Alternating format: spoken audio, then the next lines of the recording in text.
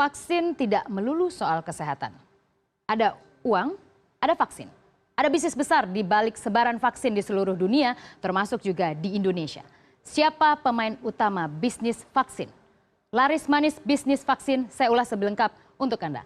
Kita mulai terlebih dahulu dari nilai bisnis vaksin di pasar dunia. Kita lihat kebutuhan vaksin yang disebut bisa mencegah ataupun menjadi imunitas dalam tubuh setiap anak yang baru lahir hingga dia dewasa, ternyata angkanya sangat fantastis. Kita lihat pada tahun 2014 berada di level 33,1 miliar dolar Amerika. Jadi besar sekali di seluruh dunia. Apalagi negara-negara dunia ketiga biasanya ini menjadi yang memiliki populasi besar. Biasanya akan menjadi salah satu pasar yang sangat gurih untuk bisnis vaksin. Namun kita lihat pada tahun 2016 ini ternyata mengalami penurunan. Kita lihat di 24 miliar dolar Amerika. Ini adalah data yang kita peroleh dari Litbang CNN Indonesia. Lalu selanjutnya proyeksi pada tahun 2019 meningkat sangat signifikan. Kita lihat lebih dari 2 kali lipat menjadi 57,9 miliar dolar Amerika.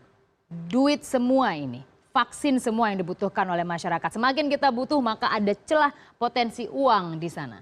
Lalu selanjutnya kita lihat setelah kita membahas mengenai pasar global, kita ingin tahu siapa sebenarnya pemain utama, perusahaan-perusahaan mana yang pasti mendulang keuntungan, revenue besar di balik vaksin tersebut.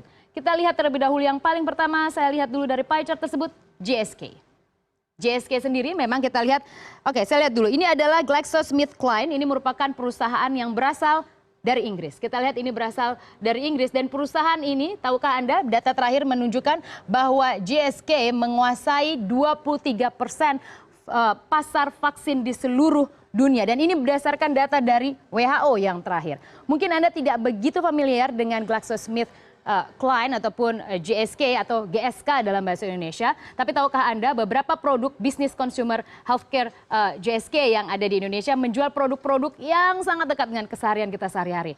Panadol, Sensodyne atau juga Scott Emotion. Itu merupakan beberapa produk yang diproduksi oleh GSK dan dia juga ternyata selain memproduksi produk-produk kesehatan, healthcare, ternyata mereka juga bermain di vaksin dan menjadi pemimpin pasar vaksin di seluruh dunia. Jadi berasal dari Eropa tepatnya. Lalu dari 23% dari GSK kita bergeser untuk ternyata adalah Sanofi. Sanofi berasal dari kita lihat Sanofi sendiri memimpin pasar dengan 17% menguasai pasar vaksin di Indonesia dan kita lihat bahwa Sanofi ini memang merupakan salah satu perusahaan juga yang masih berasal dari Eropa, Prancis kalau saya tidak salah untuk Sanofi. Ya, Sanofi sendiri berasal dari Eropa dan memimpin dengan 17%.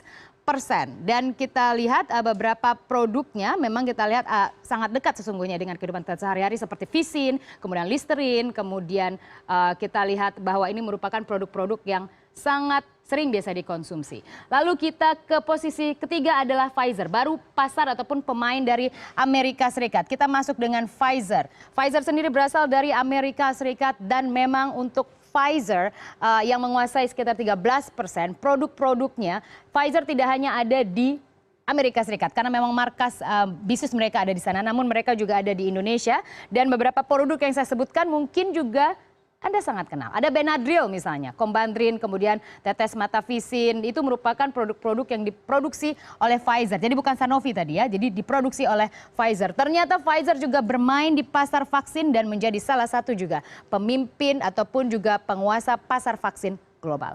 Lalu selanjutnya kita lihat ada di 12% yaitu Merck. Merck sendiri memang merupakan salah satu produk ataupun juga produsen untuk vaksin yang ada di seluruh dunia dengan 12% tadi yang berasal dari Amerika Serikat. Jadi masih Amerika Serikat. Lalu kita lihat 10% adalah Novartis. Novartis sendiri berasal dari kita lihat ini adalah berasal dari Selandia Baru, Switzerland dan kita lihat menguasai sekitar 10%. Lalu lain-lain ada 21,4%. Ada Sanofi Pasteur juga yang merupakan afiliasi dari Sanofi tadi. Jadi sama saja dan intinya adalah pasar Eropa, pasar Amerika Serikat. Intinya negara maju adalah pemain utama untuk vaksin di seluruh dunia. Kemana menjualnya?